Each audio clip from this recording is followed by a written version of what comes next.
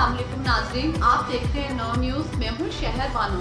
आइए ले चलते हैं आपको आज की हेडलाइंस की तरफ। गुजरावाला से मियां साजिद अली की रिपोर्ट के मुताबिक सियासी तलखे और महाजराई के खात्मे में नौजवानों का किरदार के अनवान से पाक डेवलपमेंट फाउंडेशन और शाह हुसैन रेंजर नेटवर्क के इश्तराक से ततले अली में एक यूथ डायलॉग का एहतमाम किया गया। खुर्रम शहजाद अहमद प्रोग्राम ऑफिसर संगत डेवलपमेंट फाउंडेशन ने कहा कि मुल्क की तरक्की और अमन के लिए सियासी रवादारी बहुत ज़रूरी है। अब्दुल खालिक कुरैशी ने अपने ख्यालात का इजहार बहुत अच्छे अल्फाज में किया।